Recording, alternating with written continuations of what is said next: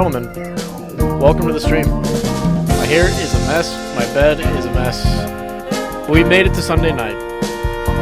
And, as a new Sunday night tradition, I'm starting a new show called Off the Strings. This is your weekly tennis on Twitch wrap-up for the week.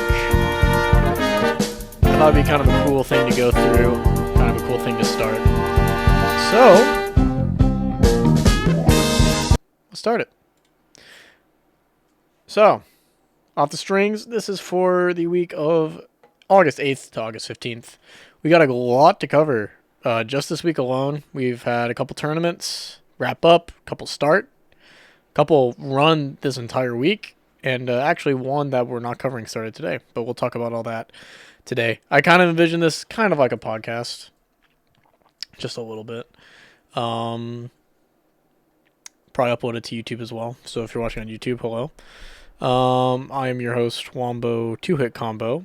Let's go ahead and start. We're going to start with our tournament wrap-ups, just kind of review what happened at each tournament, each major tournament. We're not going to cover every single tournament, not like the Challengers or any small ATP tournaments, but we're going to talk about the big ones. And we're going to start this week with what ended at the start of this week, which is the Citi Open ATP 500. Our winners, Jannik Sinner for singles, kind of expected. He's kind of starting to come into his own a little bit. And even though this is a smaller tournament, this is a good result for Jannik. And doubles is Raven Klaassen and Ben, I'm going to pronounce this last name, Maklashen. Maklashen? I don't know. They won the doubles. Nothing to really say. I think I've seen Raven's name around the block before in doubles. He might have had a good Olympics as well. The biggest winners from this tournament. Obviously, Jannik's the biggest winner. But the other winners from this tournament are people that I think had good growth or a good result this tournament. And will, look to improve upon it. Or maybe this is their career high or something. We're going to start with Jack Sock. I was really tempted to not put this guy on here. The last, obviously this guy has proven to be, a good force in tennis. He's proven to be, he could be one of the top American players. He has a good serve, a killer forehand for everything, and when he's in shape, he's pretty good, but the last couple of years we've seen him kind of go in and out of shape, hasn't really put up a lot of good results, but this tournament he actually started to turn it on a little bit.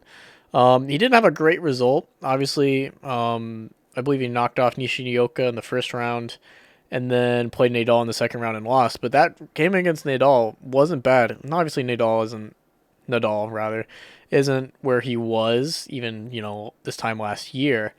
But it was a good result for Jack, I think. I think his confidence is getting a little bit higher, and that's what we kind of want to see. Or what we wanted to see, and we'll kind of talk about his week and how it went a little bit later in the show. Next one is Lloyd Harris. I think beating any of the big three is a big achievement at any point, especially for a young guy like Lloyd. And we'll talk about Nadal more, probably next two slides. But again, still a good result beating any of the big three. Kei Nishikori, we saw him kind of, just like Jack Sock return to form. Made it all the way to the semis. He, when he was on, he was one of those big guys that, we wouldn't put in the big three, but he was a top 10 guy for sure. Good to see him, making a run to the semis at a pretty okay event. I think the field was pretty good for this event. We'll talk about that in a little bit. Mackenzie McDonald, this guy made his big splash at the Australian Open a couple years ago against Dimitrov, beating him in 5. The UCLA grad, I don't know if he actually graduated from UCLA, but the former UCLA player getting runner-up this tournament, very good as well. Good for his form. And finally, I believe, Jensen Brooksby. You can actually look this up on YouTube. He played another young guy that we'll probably talk about a little bit later in the show, Brandon. And they actually played in the Wake Forest, or maybe it was the Kalamazoo 18 finals, and he actually ended up winning that. So he's a young guy for America coming up, and all the way from quarters as a wild card is a really good result, really for anyone from a wild card. And now we got to cover the biggest non-winners from this tournament. We're going to start with Nadal, obviously. It's kind of funny. He got the wild card despite also being the 1 seed. 1-1 lost to Harris. Or he, I don't actually know if he won his first match or not. We'll have to look at the draw. Actually, I have the draw right here. Let me pull it up real quick. Yeah, he beat Jack Sock. That's right. I literally just said that. But again, not bad. Not a bad result. But again, Harris, an uncharacteristic loss. Looking at the scoreline, Nadal lost 6-4, 1-6, 6-4. Or sorry, 4-6, 6-1, 4-6 if you're a Nadal fan. Not the kind of result we want to see from Nadal. He could have made a good run in the tournament. I don't think he would win in the long run, just kind of looking at the field. But again, I expected him to get past Harris at least. So that's why he's kind of heading this category. The next one is Dimitrov. Just not a good result. Nothing else to say. Fritz, kind of disappointing as a 10 seed. He, at Atlanta, looked really good, obviously losing the final to Isner. And maybe Kudla just caught him on a good day. We'll talk a little bit about Fritz later in the show as well. Alex de Minaur, not having a good summer, to say the least. Second round loss to Steve Johnson as the 3 seed. Nothing much to say about it. Alex needs to find form before the U.S. Open. He has a couple tournaments to do it. And the last one, I believe, is TFO lost to Brooksby. We'll talk a little bit about TFO, but this was not a good result for him. But actually, it kind of allowed him, some time to recover for the next tournament, which we'll actually talk about him at that tournament as well. Oh, yeah, finally, Felix Auger-Aliassime as a 2 seed, only going 1-1 this tournament, lost to Brooksby as well. Both him and Alex haven't found good form this summer, I don't think. And we're kind of looking for that before the Open and everything when competition gets at its peak. And we'll kind of look at them later in the show as well. The biggest takeaways from this tournament, Nadal is still hurt. And obviously the big news today we'll cover is Federer, withdrawing from the U.S. Open with a knee surgery. But Nadal needs a little bit more time to recover, I feel like, if he wants to play in the Open. I honestly wouldn't be surprised if he pulls out of the Open. Just to heal and get ready for kind of the end of the season push, maybe even the Laver Cup if he wants to play in it. The one-shot wonders kind of returning to form. We talked about both Sock and Nishikori kind of coming back to form, kind of what we saw a couple years ago, I think. It's kind of exciting to see. One of these players kind of capitalized on it and the other one didn't, unfortunately. We'll talk about that later in the show. Well, not really capitalized, but maintained. The biggest takeaway, however, from this tournament, in my opinion, is the American tennis. Always, as an American, I always like keeping track of what the trends are for American tennis. And we're going to look at, all the results from the Americans in this tournament, which kind of can tell us where we're going and everything. Jensen Brooksby, young guy, wild card, 3-1, lost to the semis to center. Not a bad result. Riley Opelka, we'll talk about him later in the show, of course. 1-1 quarters to Millman. Not a bad person to lose to. Korda 1-1 quarters, lost to the eventual winner center. Yeah, that's a little bit of a tongue twister there. Brandon Nakashima, wild card 2-1 quarters to Kudla. I think he could have gotten past Kudla. We've seen what Brandon can do. He just lost the final to Isner the other day. But Brandon's kind of one of those guys to look for in the future along with Korda. Dennis Kudla has a pretty good result, 3-1. Lost in the corners to Mackenzie McDonald. And, of course, Mackenzie McDonald played every single round of the tournament. 5-1, lost in the finals to center, of course. We're going to be watching him, I believe, next slide. Jack Sock, 1-1, round of 32 to Nadal. Taylor Fritz, 0-1, 32 Kudla. Tennis Sandgren, 1-1, round 32 to Lloyd Harris. Sam Querrey, 0-1, Nishikori. Marcus Giron, I don't know how it's pronounced, Giron.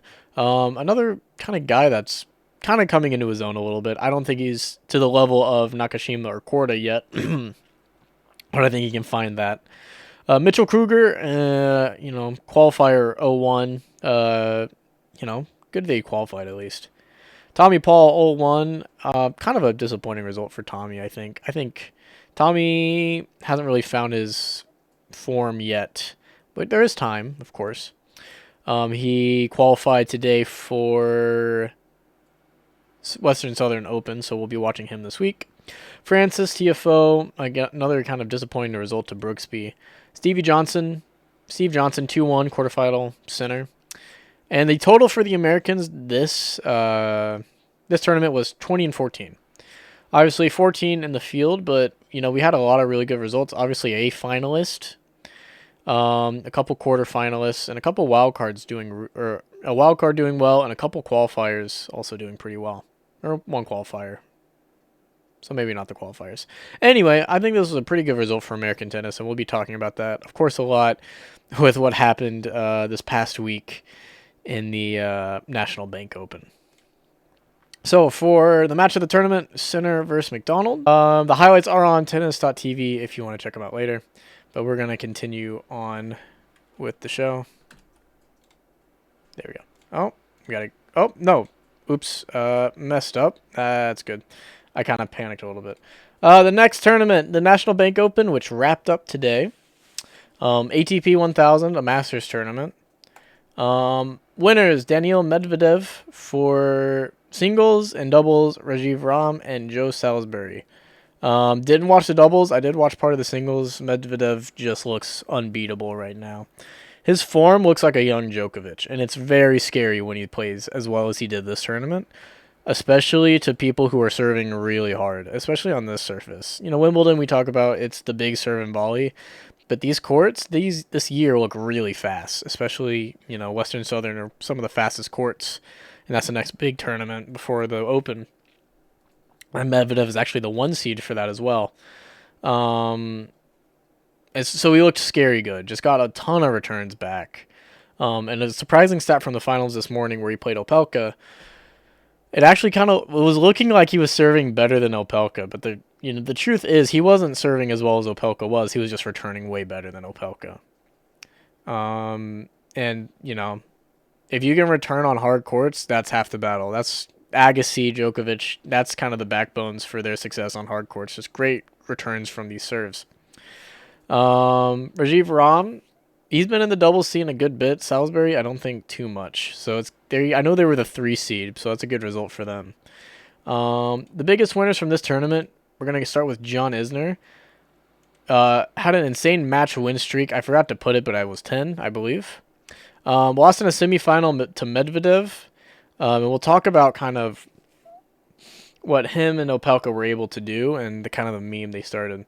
Hurax won 1 quarterfinal to Medvedev, but Medvedev had tons of compliments for Hurax. Or Hurkacz. I forget how it's pronounced. Again, I'm American. A lot of European names are tough for me. I'll try to learn them. But again, a good result for him. He played Medvedev really well as well. Probably the closest anyone played Medvedev this tournament, if I remember the scores correctly. I think it went to 3 with 2 tiebreaks. And Isner or Opelka didn't get Medvedev to a tiebreak, so really well done by Hubert. Francis Tiafoe, we talked about him. We put him in the losers category, but now he stepped up to the winners. Took a lucky loser spot from Korda and just kind of rocked it. Knocked off Shapovalov in the second round of the tournament. Ended up 2-1 to Monfils in the round of 16. Speaking of which, Gael Monfils, 3-1, quarterfinal to Isner. He kind of returning to form after getting married. Congratulations, Gael Monfils, on getting married, by the way. And he looks very good on hard court.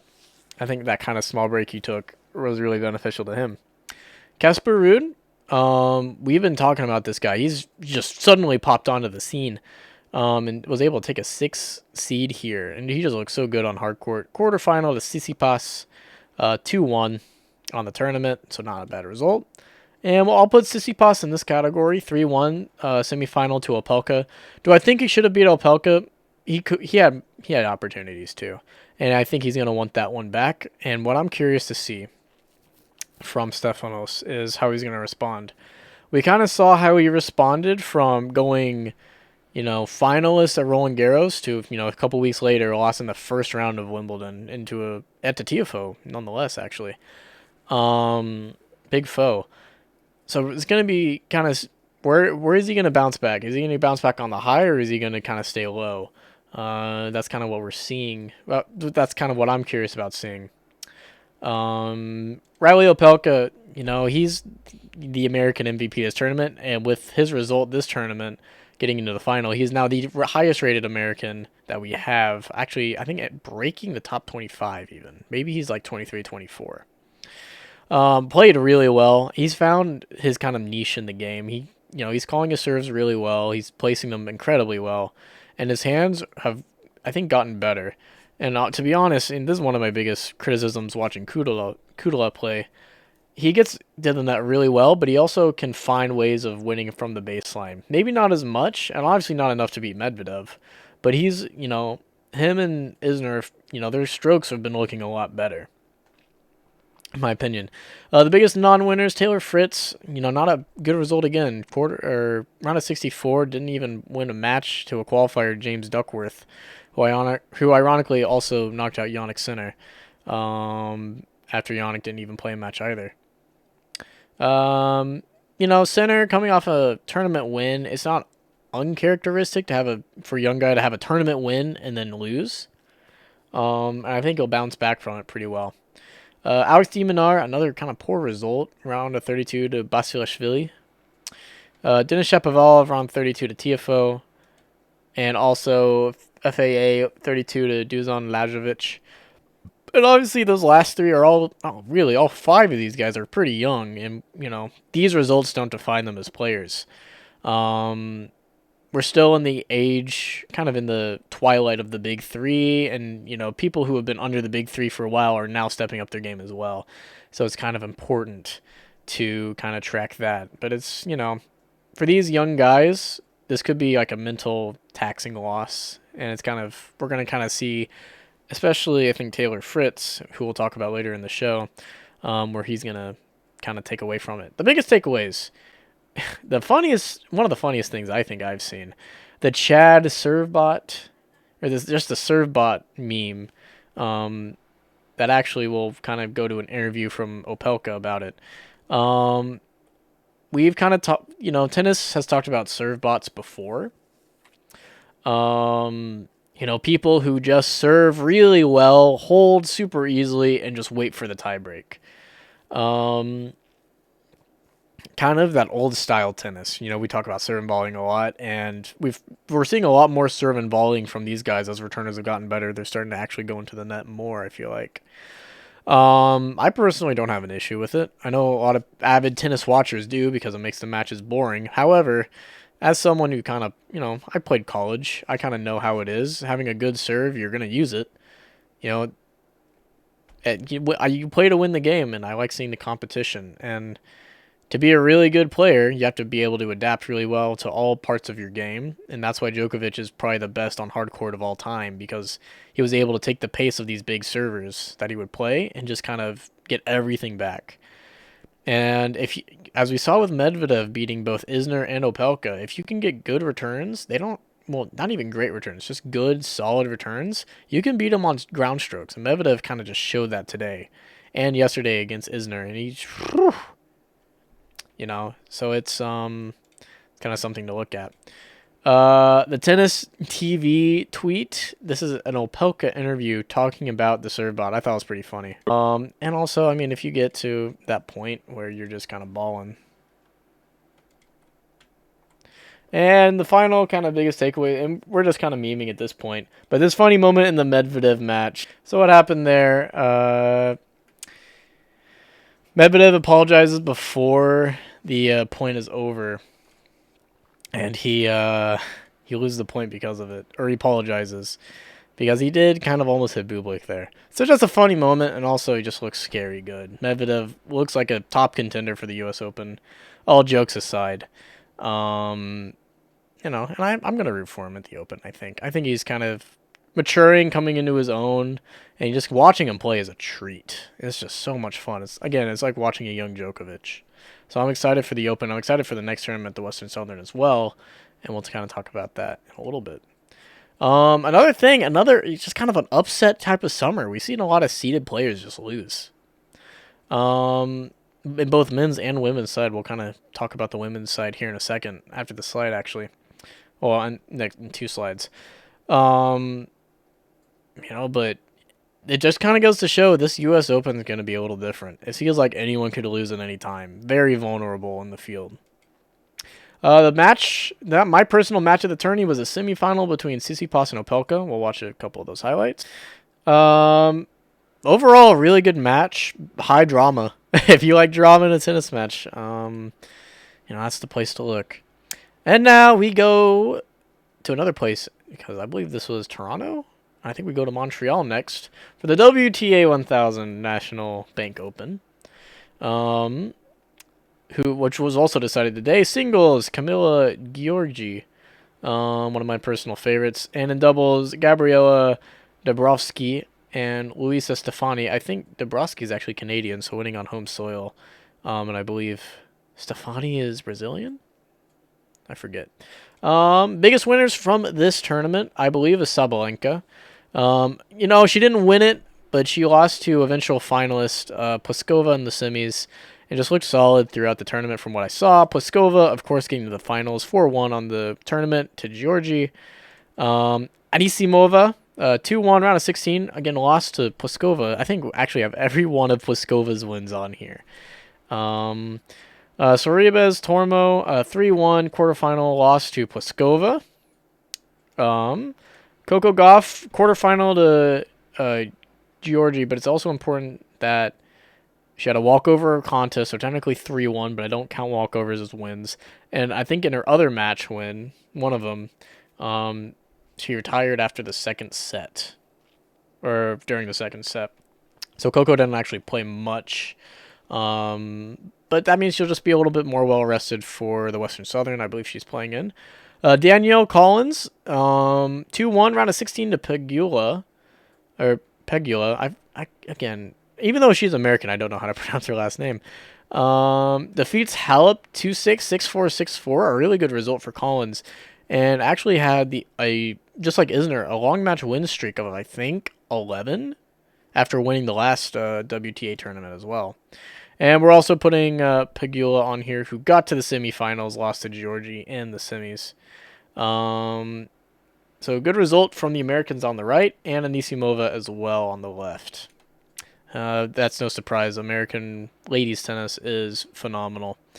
The biggest non-winners, Muchova, who lost in the round of 64 to Odin.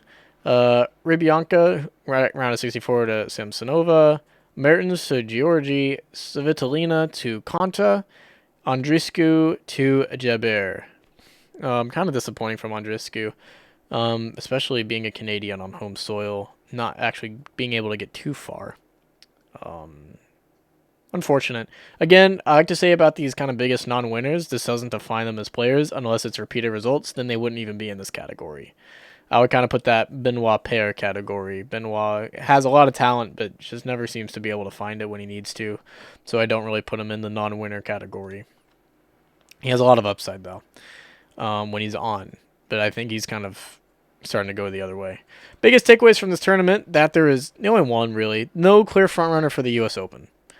Anyone could win it, but we still haven't seen the likes of Sophia Kenin, Naomi Osaka, and Ash Barty as well. Three of the top 3 women in the world haven't even played a tournament yet before the Open. And I know Naomi Osaka is playing in the Western Southern, and actually today she agreed to donate her winnings to charity from the Western Southern. Still kind of awkward with the press, though. Match of the tourney was Pegula versus Collins. Let's watch a couple points. I'm just playing some super solid tennis. Male, so we've kind of talked about all the tournaments. Let's talk about our male winners of the week. Obviously, you can't see that because I suck. Male winners of the week. Yannick Sinner for winning, the ATP 500. Daniil Medvedev for his performance at the National Bank Open. And Riley Opelka for performances really at both, if we're going to be honest. But really his performance at National Bank Open really looked well. A runner-up would be John Isner. Another runner-up, Mackenzie McDonald. Another runner-up would probably have to be... No, actually, that would probably be it. Female players, winners of the week. Obviously, Camila Giorgi, National Bank Open champion. And I'm putting Danielle Collins in here as well for that insane match win streak and also winning a WTA 500 that I did not cover because it was not this week, technically. 12 match win streak. I misspoke earlier. 12 match win streak total. Going from clay to hard. Very, Very good. Didn't play in the Olympics, unfortunately. I think she would have done really well. Let's check out the current rankings. So, at the top, of course, we have Novak. Surprise, surprise there. Followed by Daniil Stefanos, Rafa, Zverev, Thiem, Rublev, Matteo Berrettini. Fed, we can ignore. He's withdrawn, so we will not be seeing the 9 seed as Federer at the Open. Denis Shapovalov, and now we can see, the results of these tournaments. Casper Ruud and Hurax obviously up because of their performances. Schwartzman, Zinner, Krino Busta dropped 2, but he had a very good clay court season. It would be hard to maintain that. Agut up, FAA down, not super surprising. Diminar stayed, kind of surprising, but Goffin hasn't played a tournament yet. Goffin actually played his match today.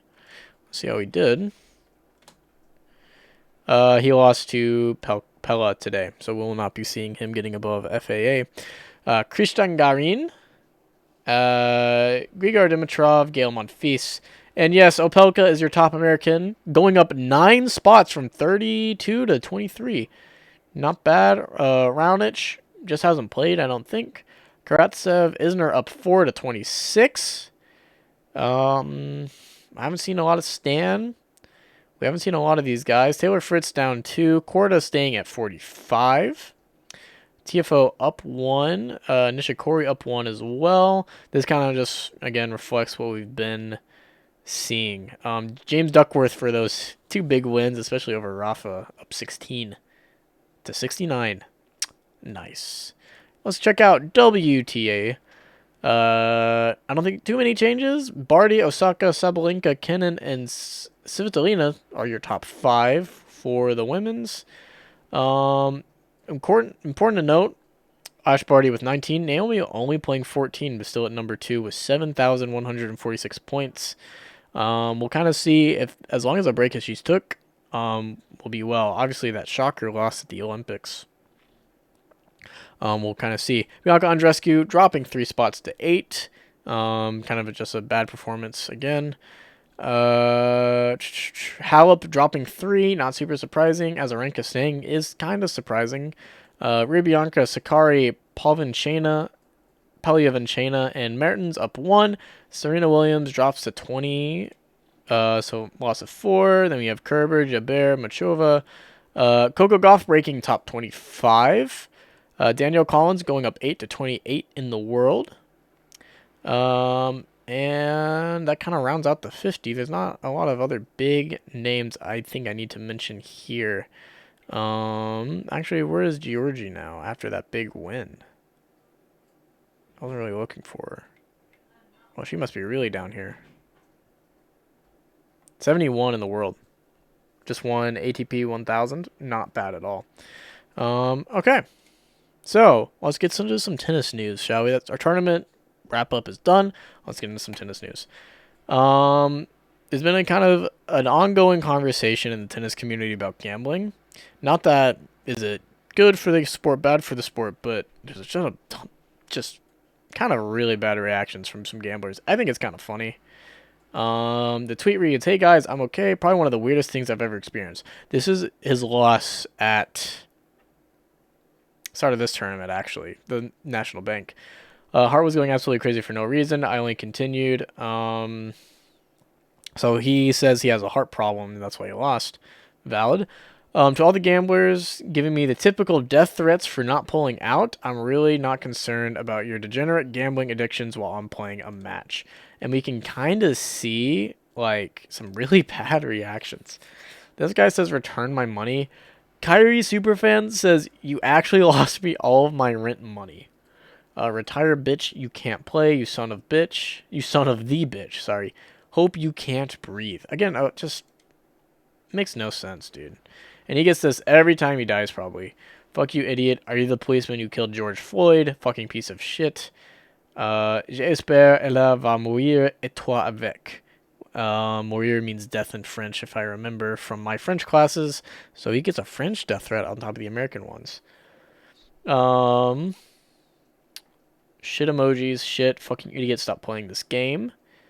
Trash can scrub. Fixer fucker. Calling him a match fixer for losing a match. That's unbelievable. Give up, ridicule. And then he gets some positive ones towards the end there. He just kind of doesn't acknowledge them, though, because he gets so many bad ones. And then people like, fuck you for playing an injury. Pro actor, loser. Bro, you gotta retire that one. Why don't you give up? Did you play injured or sick? However, please forfeit if you are injured. Lick my duck. Fuck you, man. You're corrupt. I don't advocate any of this, of course, but let's see if I can show you what I was able to find. Recently, Nakashima lost a final to John Isner, I believe. And he got a lot of really bad ones as well. Let's see if you can see that on my phone. Match fixer, Putatines. We got another one that says retire choker. I'll just kind of read the rest. Your tennis is really shit. Go back in your challenger level. Clown emojis. Your mother's, you blank match fixer. In your career, you blank ugly little blank. Lost 11 points in a row to lose the match. Put my blank in your mother's grave. And what your children and your family put in their mouths in the morning. And then loser with a bunch of middle finger emojis. It's kind of sad that people would do that. Of course, there's nothing we can really do about it other than say that's bad and call it out when we see it. But, sometimes you can't see it.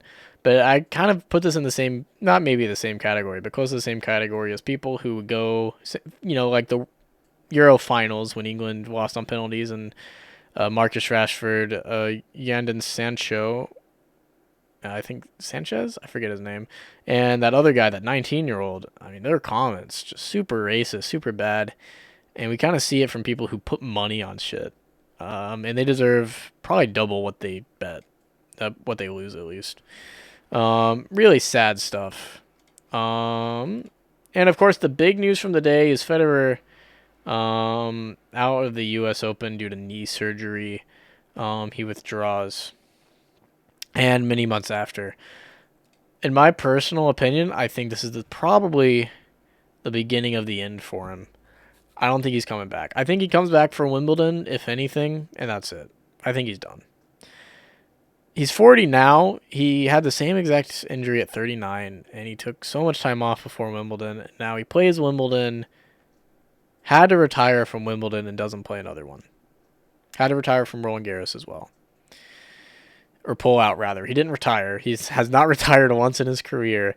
Which is one of the biggest stats in the sport. The fact that he's never retired from a match is crazy. And he's 40. I think, if anything, if he doesn't retire now, he retires next year. I think this is the end of the big three, officially. Nadal pulling out with knee surgery. Federer, having to pull out for a couple months because of knee surgery. Not knee surgery. Nadal didn't retire because of knee surgery, just knee troubles. But this is the same knee for Federer. I think he's done. I think he comes out from Wimbledon just to play, say bye to the fans, and then goes off into the sunset. But I don't think he plays past Wimbledon. I'll eat a shoe if that happens. I would love for it to happen. I would love to be proved wrong. I love watching him play, especially now that I've matured and, kind of want to watch him more. But I think he's done. I think so. And I think he kind of knows it too, but he loves tennis too much to admit it. All right, moving on. We're going to talk about upcoming events. We're not going to cover it in too much detail. Western Southern, no big three this year. Notable wild cards are Andy Murray and Francis Tiafoe. Qualifying keynotes, kind of people who've qualified today that it's kind of major. Kevin Anderson, Yoshihito Nishioka, Tommy Paul. Those who did not qualify, Jack Sock, Steve Johnson, Tennis Sangren, Roberto Verdasco, Andrea Seppi, and Vasquez Papasil. Those first three Americans. Again, we kind of started the show with Jack Sock saying he's got up to form, but unfortunately wasn't able to keep it. Steve Johnson, not a characteristic result, but I think it's something we should start expecting. And Tennis Sangren, kind of a hit or miss guy. Can be good. Had an okay Olympics. Got all the way, in doubles with a really well, fought result in the doubles in the Olympics, but has just not been able to find his form that he had a couple of years ago when he made that run.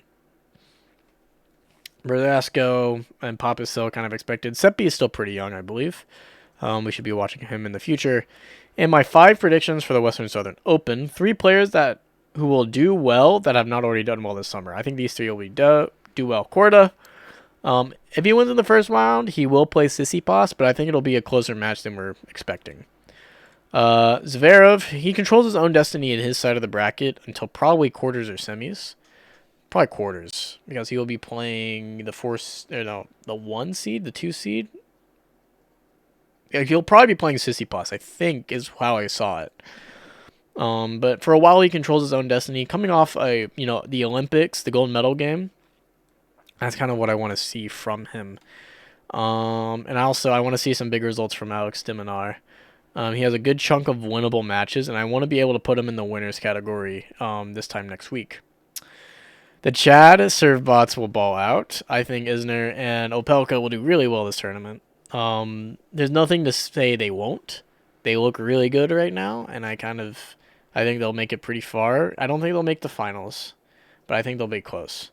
Casper Ruud will make another run this tournament, and I predict the winner will be Daniil Medvedev.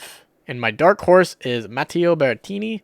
We haven't seen much of him on the hard court, but his serve game is good. He has a rocket of a forehand, and I bet he's been working on those backhands and volleys. I'm excited to see what we see from Matteo. He's kind of my dark horse for this tournament. Other events coming up: Winston-Salem ATP 250 and the Western Southern Open for WTA 1000. I can't give a detailed one because when I checked the draws earlier, when I was making all my notes, the draws for the Western Southern Open on the women's side hadn't been up yet. If you want a winner, I think the winner will be Naomi Osaka. I think she wins it. My dark horse is Coco Gauff. So this part of the show, this is the last part of the show, actually. Down the tee, it's where I kind of get super opinionated. I know I've been opinionated this entire show, but I'll get even more opinionated over a topic that I've seen, probably on the tennis subreddit. American tennis, this is inspired from a Reddit thread. American tennis, are we upswinging or double faulting? What that kind of means is, are we seeing a rise of American tennis, or are we seeing kind of a fall? And let me pull up the Reddit thread real quick, and I'll read it to you guys about what kind of inspired me to make this the thing. It reads: only serve bots can be American number 1. And we have a couple different comments. One of them reading, "Damn, American tennis is in the dirt." Another one reading, "Give Sebastian Korda a few years. I think he'll eventually be the top American." To that respect, I do think Korda in a couple of years will be the top American. Him or Nakashima. Nakashima, not a lot of people are giving him credit for, I feel like, are giving him credit for what he's able to do this hard court season. And I think if he continues, he'll improve really well. Brooksby as well. Brooksby looks solid, just not as solid as Nakashima at times. Korda, it looks like he'll be the front runner for the Americans at some point in his career. Just in his blood, really. With Federer, Korda, I believe, being his father and his coach, being a slam winner. So is American tennis, on the way up or on the way down? Even with a serve bot, let's be real. It's not bad to be a serve bot. You find a way to win the game, and you execute. And serve bots, their thing is, I have a big serve, I'm going to use it, I'm going to put you in a bad situation. If you can't return it, you're going to lose this match. Because I will win way more points on my serve than you will win on yours. And once we get to this tiebreaker, that's when I turn it on, and I will win by a point if I have to. Which is a completely valid strategy, And the fact that people are saying serve bot is a bad thing, maybe to watch, but in terms of competing, not American tennis, male versus female tennis, WTA versus ATP, what is the big difference? The big difference is the serve. You don't have to focus on your serve as much on WTA as you do ATP, right? ATP, your serve has to be really good for success on the tour. Even not on ATP, even in just tennis in general for guys, you need to have a good serve. You need to have a reliable serve that you can put yourself in advantage at the start because that you can set the tone early and you want that. You don't want to be put on the defensive because of your serve. My serve, I used to be put on the defensive early. I'll admit it. I had to work on it for 2 years before I felt really comfortable. Now my serve, I feel really good holding doubles or singles. I feel like I have a comfortable kick that does it kick super well like Isner? No. It gets the job done. I have a good first serve and I can, turn that up if needed or when needed. And I'm really happy with it. Anyway, all that to say, the serve is really important in tennis, and some guys just excel at it more than others because of their size. Isner is like 6'10". You're saying he's not a good player because he serves well, or you're telling Opelka just because he serves and volleys doesn't mean he's bad or he shouldn't be the face of American tennis? Come on, this used to be tennis. If you didn't have a serve and volley, you weren't even getting close. We look at McEnroe and Borg, and that was the bread and butter back then, and even still today. Wimbledon, that's when serve and volley comes out. That's what Fed's really good at. Fed is on the all-time ace, leaders. Let's see if I can pull up the list. He's like top 10 all-time for aces. He's 3 all-time. Obviously, he has, way more matches than anyone else. Karlovic is the leader with 13,653 with 690 match plays. Isner second, only 100 behind him, or 1,000 behind him rather. Federer is 1,000 behind him, and then we get Lopez, Query, Raonic, Anderson, Cilic, Songa, and Monfils. But Fed is third all time for serving. He doesn't have a rocket serve. He places it really well. You're going to tell Fed that his serve isn't important to him? Come on. He wins matches with his serve too. All that to say, just because we have I call it the Chad serve bot. I like it more than just serve bot. I like Chad serve bot. It just makes me happier. Just because we have a serve bot at number 1 doesn't mean American tennis is in the dirt, right? American tennis right now, we've been in kind of a void, I'd like to think, since Roddick retired at least. Isner has been there, and he had a great semifinal run at Wimbledon one year. And then we have flash in the pans. We have had Tennies make a run. Mackenzie McDonald make a small run. Korda made a good run at Wimbledon. American tennis right now most of them are under 26. Give it time. Give it a couple years, but we're definitely on the up and up.